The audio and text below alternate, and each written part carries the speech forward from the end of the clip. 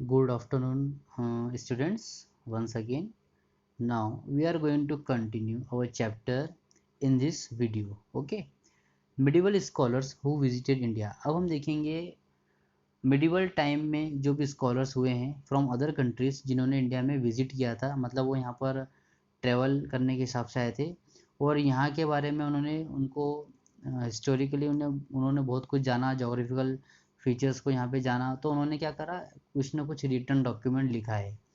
जैसे Al Biruni a famous Central Asian scholar came to India, तो Central Asia है ना, एशिया का जो सेंट्रल पार्ट है वहाँ से एक फेमस स्कॉलर मतलब विद्वान पंडित हम बोल सकते हैं आए थे, जिनका नाम था अल बेरूनी।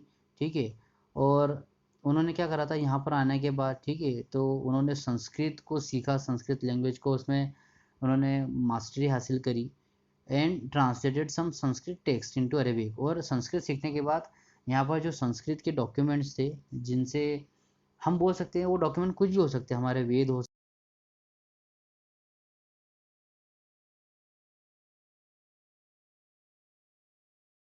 तो रोट अ बुक कॉल्ड किताब अल हिंद ऑन इंडिया। तो इंडिया के जोग्राफी हिस्ट्री को जानने के बाद, यहाँ पर पॉलिटिकल रीजन्स को जानने के बाद उन्होंने एक किताब लिखी जिसका नाम था किताब अल हिंद। ठीक है, जो कि इंडिया के बारे में ही थी। Ibn Battuta came to India from Tangier North Africa. North Africa में एक प्लेस है जिसका नाम है टेंजियर, वहाँ से एक क्या बोल सकते हैं हम, ये भी एक तरह से आप बोल दीजिए कि ट्रैवलर ही थे इब्न बतूता। वो इंडिया आए थे 14th सेंचुरी में। तो उन्होंने यहाँ पर जब ट्रैवल किया, यहाँ इंडिया को अच्छे से जाना, तो उन्होंने एक अपना एक रिटर्न डॉक्यूमेंट लिखा जिसका नाम था रिहला। ठीक है, RIHLA, Rihla. Their writings give us the valuable geographical information on medieval India. तो इन्होंने जो लिखा, तो बाद में इनकी लिखी हुई जो बुक्स थी या डॉक्यूमेंट्स थे, वो हिस्टोरियंस के लिए या फ्यूचर जनरेशन के लिए काफ़ी हेल्पफुल इंफॉर्मेशन वाले वैल्यूबल सोर्स साबित हुए। इन्होंने जो बुक्स लिखी थी, है ना, काफ़ी कुछ जानने को मिला उस टाइम के इंडिया के बारे में इनकी बुक्स से। Record keeping in the medieval kingdoms in India, records were maintain properly. तो मिडिवल टाइम में जो भी किंगडम थे, उनकी बहुत अच्छी हैबिट थी कि वो रिकॉर्ड्स को काफ़ी केयरफुली मेंटेन करके रखते थे, प्रॉपर्ली मेंटेन करके रखते थे, है ना, क्योंकि उन्हें पता है कि जो भी फ्यूचर जनरेशन रहेगी उनके लिए काफ़ी काम में आने वाली है, या उनके लिए किसी न किसी काम में वो डॉक्यूमेंट्स आ रहे थे। At the time paper came into wide use as a writing material. और उस टाइम पर इतने डॉक्यूमेंट इसलिए लिखे जा रहे थे क्योंकि उस टाइम पर पेपर काफ़ी इजीली अवेलेबल होता था और काफ़ी सस्ता भी होता था, है ना। इसे उस टाइम के क्रॉनिकलर्स, हिस्टोरियन या स्कॉलर्स या स्क्राइब्स क्या कर रहे थे, पेपर का ज़्यादा यूज़ कर रहे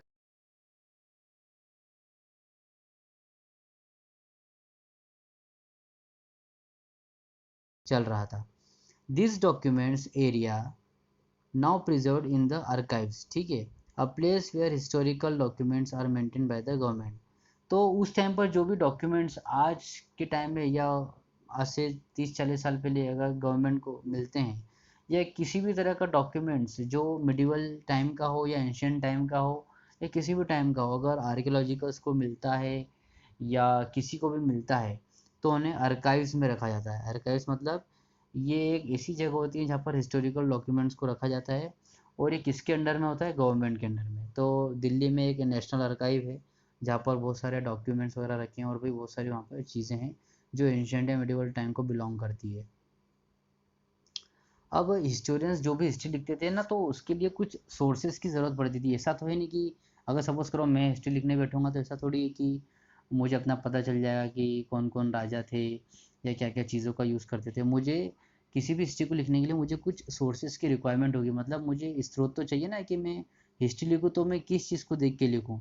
तो आपको किसी भी किंगडम के बारे में, एम्पायर के बारे में, किसी भी टाइम पीरियड को आप कब जानोगे, जब उस टाइम से जुड़ी हुई चीज़ें आपको मिलेगी। तो वो क्या हो सकता है, या तो ऑटोबायोग्राफी हो सकती है ना, किसी राजा के द्वारा खुद के ऊपर लिखी हुई किताब, या किसी उनकी किसी पोएट ने उनके ऊपर, या किसी स्कॉलर ने उनके बारे में कुछ बुक लिखी हो, अगर वो किताब हमें मिल जाती है। ठीक है, फिर अगर कोई सा न्यूज़पेपर हो, ठीक है, उस टाइम का कोई से अगर क्या बोलते हैं हम, इंस्क्रिप्शन, मतलब वो जो आप जिसको बोलते हैं ना शिलालेख, पत्थरों के ऊपर हम लिखते हैं ना,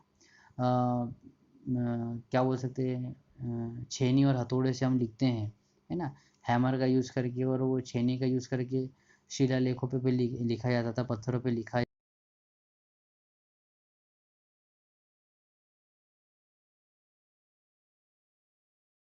ना, यहाँ पर वहाँ पर कुछ लिखा गया उस टाइम पे, तो उनको देख के लेटर्स हो सकते हैं, डायरीज हो सकती है, ठीक है, कोई बिल्डिंग हो सकती है, मॉन्यूमेंट हो सकता है, कॉइन्स हो सकते हैं, ठीक है, इंस्क्रिप्शन, मैन्युस्क्रिप्ट्स, मतलब किसी भी तरह का सोर्स जो उस टाइम पर हो, यूटेंसिल्स भी हो सकते हैं, बर्तन भी हो सकते हैं, है ना, कुछ भी चीज़ जो उस टाइम से रिलेट करती हो एशियंट या मिडिवल टाइम से, तो हिस्टोरियंस उन्हीं चीज़ों का यूज़ करके हिस्ट्री को पेपर पर लिखते थे, ठीक है। Nature of the medieval documents. Medieval records of land revenue and land grants, work of religious literature and secular works such as travel writing, history and science are preserved till date. तो medieval times पे जो भी record थे, जैसे land revenue मतलब ज़मीन को लेके जो भई खाते, मतलब किस राजा के पास या किस किसान के पास, किस व्यापारी के पास, किस ज़मींदार के पास कितनी ज़मीन थी, उसकी कितनी ज़मीन उसने खेती पे किराए के लिए दी थी, या किसी को खेती किराए से खेती करने के लिए दी थी, है ना, किसने ज़मीन का कितना दान किया है, किस राजा ने कितना दान किया है, किस जमींदार ने कितना दान किया है, ठीक है, उस टाइम पर किसी भी पर्टिकुलर रिलीजन को लेके कौन कौन से लिटरेचर या साहित्य लिखे गए हैं, ठीक है, उसके बाद जो लोग भी ट्रैवल करते थे, तो ट्रैवल करा जो अदर कंट्रीज़ के लोगों ने इंडिया में, तो उन्होंने क्या क्या राइटिंग वर्क किया है, ठीक है, और उस टाइम की हिस्ट्री, उस टाइम का विज्ञान, साइंस कैसा था, तो इस बारे में अगर इन सब इनमें से किसी भी चीज़ के बारे में अगर कोई सा भी डॉक्यूमेंट है ना, तो वो आज तक संभाल कर रखा गया है, अगर इस तरह का डॉक्यूमेंट्स हमें मिला है तो। Prashastis and Rajatarangini. Most of the historical works are prashastis or eulogies which are writing praising somebody, usually a ruler.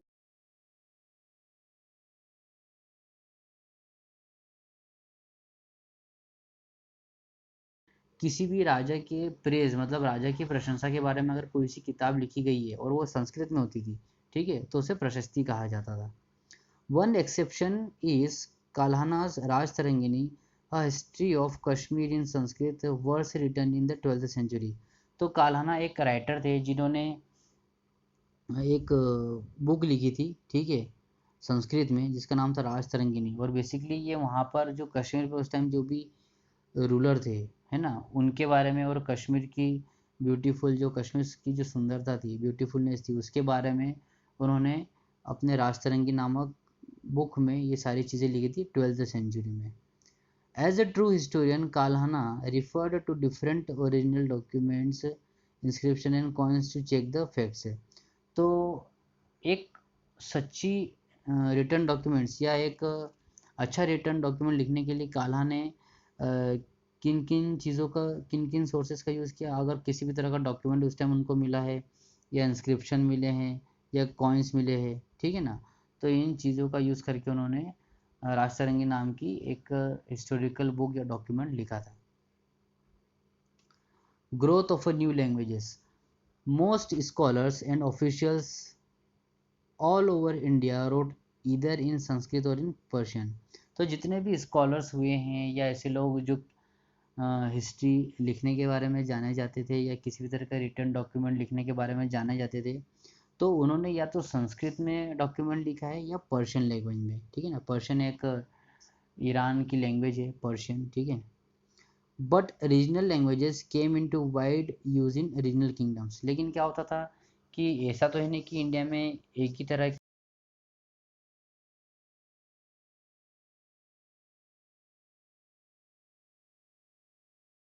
Regional kingdoms भी होते थे जिनकी अपनी एक लैंग्वेजेस होती थी, तो उन पर्टिकुलर लैंग्वेजेस में भी डॉक्यूमेंट्स लिखे गए हैं। जैसे तेलंगाना में, तेलंगाना जो कि स्टेट है आज का, वहाँ पर तेलंगानी लैंग्वेज में डॉक्यूमेंट्स लिखे गए हैं। कश्मीर में कश्मीरी लैंग्वेज में लिखे गए हैं। उत्तर प्रदेश में अवध लैंग्वेज जो कि एक हिंदी का एक फॉर्म है, ठीक है, गुजरात में गुजरी लैंग्वेज, और बंगाल में गोरी। तो ये अपने अपने पर्टिकुलर रीजन की रीजनल लैंग्वेजेस थी, और उन्हीं रीजनल लैंग्वेजेस में हिस्टोरियंस ने रिटर्न डॉक्यूमेंट, या वहाँ के रीजनल हिस्टोरियंस ने डॉक्यूमेंट्स लिखे हैं। Many literary works were composed in these languages and they provide valuable historical information. तो जितने बहुत सारे ऐसे लिटरेरी वर्क है जो कि इन पर्टिकुलर रीजनल लैंग्वेजेस में लिखे गए हैं और जिससे हमको आज की तारीख में काफ़ी वैल्यूबल हिस्टोरिकल इंफॉर्मेशन प्रोवाइड होती है। ठीक है। Historians problem. अब हिस्टोरियंस बुक तो लिख रहे थे लेकिन उनके साथ काफ़ी प्रॉब्लम भी थी। और किसी भी हिस्ट्री को लिखने के लिए हिस्टोरियन को काफ़ी प्रॉब्लम भी आई। क्यों आई?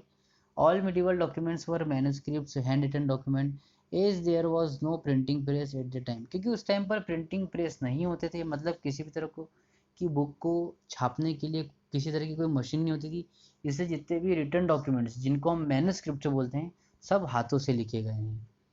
स्क्राइब्स मतलब राइटर है ना, लिपिक जिसे हम बोलते हैं, made copies of original documents and some of them put in their own thoughts in their own languages changing the original text. अब बहुत सारे स्क्राइब्स ने क्या किया कि सब जैसे हम आप लोग कॉपी कंप्लीट करते हो तो क्या करते हो, अपने किसी फ्रेंड की कॉपी लाते हो, उसमें से आप लोग कॉपी करते हो।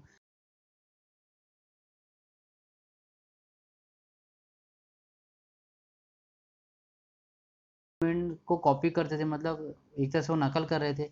तो राइटिंग करते करते भी क्या हुआ कि या तो किसी तरह की उनसे मिस्टेक कमिट हुई है ना, क्योंकि ओरिजिनल डॉक्यूमेंट में सपोज करो कोई लेटर या वर्ड उन्हें समझ में नहीं आया तो उनको जो लगता था ना वो अपने हिसाब से लिख देते थे। ठीक है। मतलब ओरिजिनल टेक्स्ट को चेंज करके वो अपनी लैंग्वेज में जो समझ में आया वो लिख देते थे। जैसे आप लोग करते हो ना कि देख के लिखते हो तब भी क्या करते हो, आप लोग गलती करते हो। क्यों कर देते हो? क्योंकि आपको समझ में नहीं आता कि आपके फ्रेंड ने क्या लिखा है, तो फिर आपको जो समझ में आता है आप वही लिख देते हो। इसी टाइम पर स्क्राइब जी क्या करते थे, मिस्टेक्स करते थे। ठीक है ना। Later historians had to check this documents with other sources to ascertain ascertain the truth in case the original documents was lost। अब क्या हुआ कि उसके बाद जो स्टूडेंट्स थे क्या करते थे, वो इन डॉक्यूमेंट्स को चेक करते थे दूसरे सोर्सेज से। ठीक है ना। To ascertain the truth in case the original document was lost। ठीक है ना। क्यों चेक करते थे? कि उनको ऐसा लगता है कि हो सकता है भाई कहीं ओरिजिनल डॉक्यूमेंट गुम गया हो या उसमें कुछ गलत लिखा हो। तो वो क्या करते थे, लिखने के बाद भी दूसरे डॉक्यूमेंट से चेक करते थे, लेकिन ऐसा करने के बाद भी मैन्युस्क्रिप्ट्स में या डॉक्यूमेंट्स में गलतियां होती थी। Historians' problem continued. Another problem which confronts the historians is that the languages used in the documents have changed। ठीक है ना। एक प्रॉब्लम और हुई कि जो लैंग्वेजेस यूज़ की गई थी डॉक्यूमेंट्स को लिखने में वो भी टाइम टू टाइम चेंज होती गई। ठीक है। आपकी बुक में आप देखोगे कि पर्शियन लैंग्वेज के भी दो टाइप थे, एक तो नेस्टलिक और एक शिकस्त। तो नेस्टलिक डिफरेंट वे ऑफ राइटिंग था और शिकस्त डिफरेंट वे ऑफ राइटिंग था। ठीक है। तो आपकी बुक में पिक्चर है ना।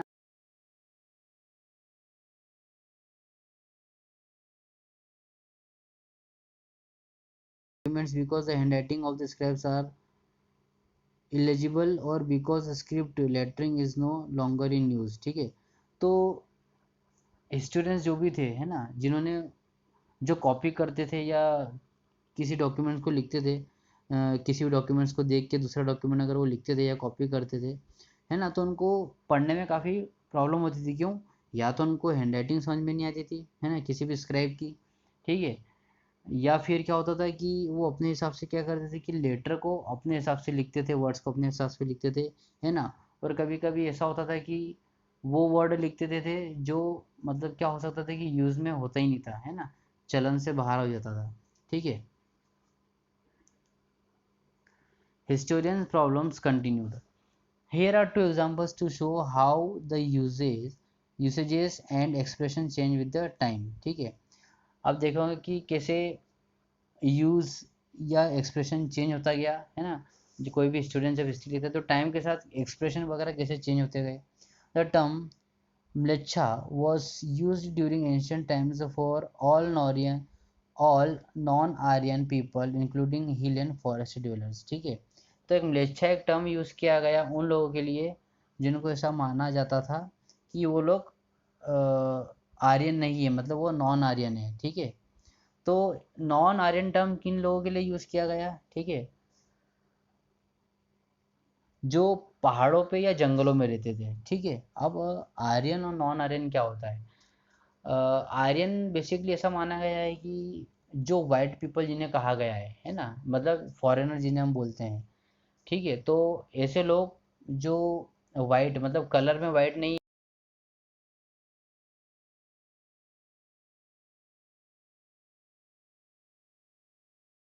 ठीक है, तो जो भी नॉन आर्यन होते थे, है ना, उनको म्लेच्छा टर्म दिया गया था।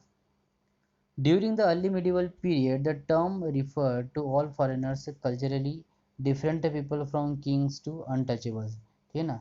तो अर्ली मिडिवल पीरियड में क्या होता था कि ये जो फॉरेनर जो टर्म है, ठीक है ना, ये किन लोगों के लिए यूज़ किया गया, जो राजा से अलग होते थे या राजा के क्लोज रिलेटिव नहीं होते थे या फिर अनटचेबल्स होते थे, उन लोगों के लिए फॉरेनर टर्म यूज़ किया गया। आज की तारीख में अगर आप बोलो कि फॉरेनर मतलब, तो आप क्या बोलोगे, someone who does not belong to India, या फिर someone who is from another country, है ना, तो ऐसे को हम फॉरेनर बोलते हैं। लेकिन उस टाइम पर फॉरेनर टर्म किसके लिए यूज़ किया गया था, ठीक है, जो राजा से अलग होते थे या राजा के क्लोज रिलेटिव नहीं होते थे, या जो छोटी जाति के या अनटचेबल्स होते थे। Gradually when some untouchables were absorbed into the one caste system, the term came to be applied for meat eating people and those who did not observe caste rules। लेकिन बाद में क्या हुआ, जब अनटचेबल्स को जब जब वर्ण सिस्टम आया, जब कास्ट सिस्टम आया, ठीक है ना, तो फॉरेनर टर्म उन लोगों के लिए यूज़ किया गया जो मीट खाते थे, मतलब क्या खाते थे, जो मांस खाते थे, ठीक है ना, या who did not observe caste rules, या जो किसी भी कास्ट के रूल्स को फॉलो नहीं करते थे, ठीक है ना, मतलब उनको किसी भी कास्ट सिस्टम में रख दिया जाए, उस पर्टिकुलर कास्ट सिस्टम के रूल को फॉलो नहीं करते थे, और जो कास्ट सिस्टम के रूल को फॉलो नहीं कर रहा है वो क्या है, फॉरेनर है। लेकिन उस टाइम पर फॉरेनर टर्म किसके लिए यूज़ किया जाता था, someone who does not belong to particular society. Suppose करो मैं रह रहा हूँ, ठीक है, मेरे परिवार में कितने लोग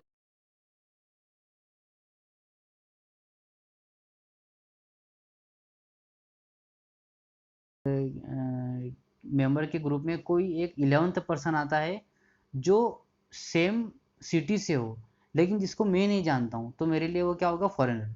सीधी सी बात है, जिसको आप नहीं जानते हो, फिर चाहे वो इंडिया में ही क्यों ना रहता हो, चाहे आपके शहर में ही क्यों ना रहता हो, आपके पड़ोस में ही क्यों ना रहता हो, एक ऐसा पर्सन जिसको आप नहीं जानते हो, या वो जो आपके लिए स्ट्रेंजर हो, अजनबी हो, वो क्या कहलाता था, फॉरेनर। तो अजनबी एक है ना, ये एक पर्शियन वर्ड है अजनबी, ठीक है ना, जिसका मतलब होता है परदेसी। तो पहले ये फॉरेनर टर्म किसके लिए यूज़ किया जाता था, ऐसे पर्सन्स के लिए जो आपकी सोसाइटी का नहीं हो, आपकी कम्युनिटी का नहीं हो, ठीक है, जिसको आप नहीं जानते हैं, है ना, फिर चाहे वो उसकी पैदाइश इंडिया में ही क्यों ना हुई हो। The term Hindustan referred to different territories at different time. अब हिंदुस्तान जैसे ये जो वर्ड है, ये भी अलग अलग टाइम पीरियड पे, अलग अलग रूलर्स के टाइम पे इसका भी मीनिंग चेंज हुआ है। आज अगर मैं बात करूँ कि हिंदुस्तान मतलब, तो आप क्या बोलोगे सर, ऑल ओवर इंडिया, मतलब जो पूरा इंडिया है ना वो हिंदुस्तान है। लेकिन हिंदुस्तान का मीनिंग भी टाइम के साथ चेंज होता गया है। Around third century AD the southern part of the Indus plain was called Hindustan, ठीक है। तो थर्ड सेंचुरी में क्या था, जो साउदर्न पार्ट था कहाँ का, इंदुस प्लेन, इंदु मतलब एक जो इंदु रिवर थी, ठीक है ना, तो इंदु रिवर कहाँ है, नॉर्थ और ईस्ट के लेफ्ट साइड में, जो पाकिस्तान जिसे हम बोलते हैं, ठीक है ना, तो इंदु जो प्लेन था, इंदु रिवर के पास का जो प्लेन इलाका था, ठीक है ना, उसका जो साउथ पोर्शन था, तो वहाँ से जो भी पोर्शन स्टार्ट होता था उसे हिंदुस्तान टर्म दिया गया था, ठीक है ना। And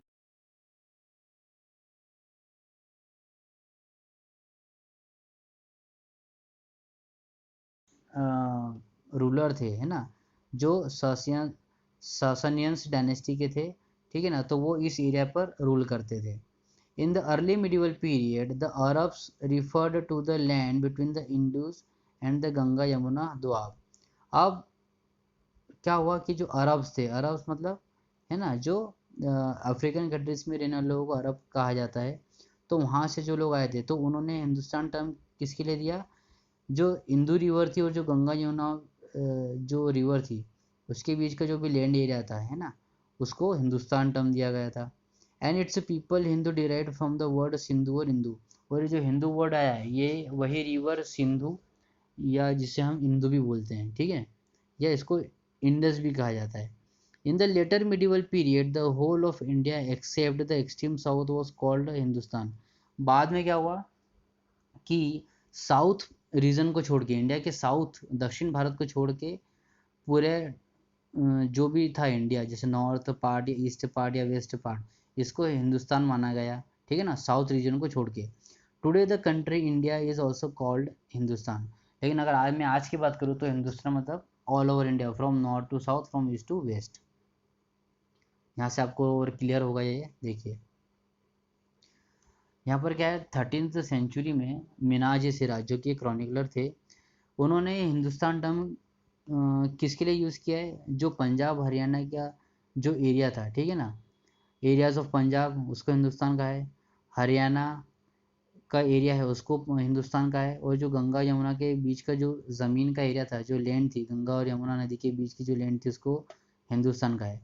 areas that were under control of the,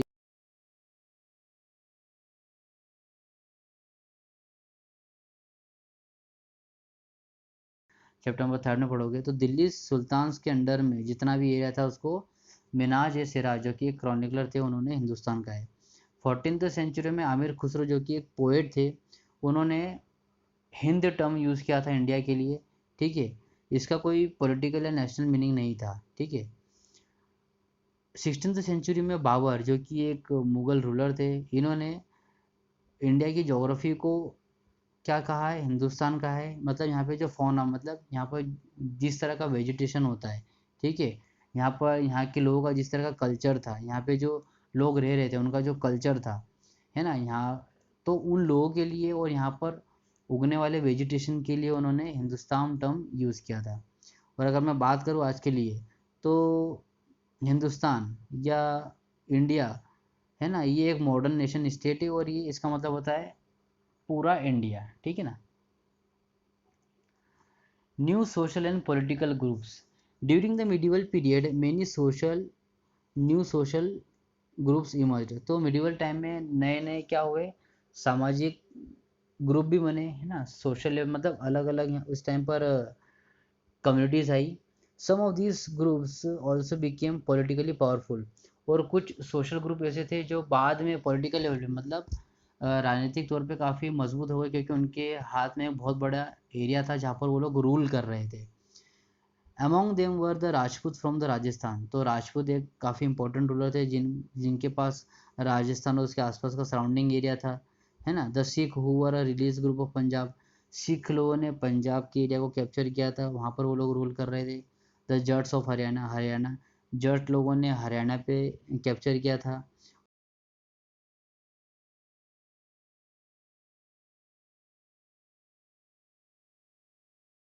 उन्होंने आसाम को कैप्चर किया था और काफ़ी लंबे टाइम तक वहाँ पर रूल किया था।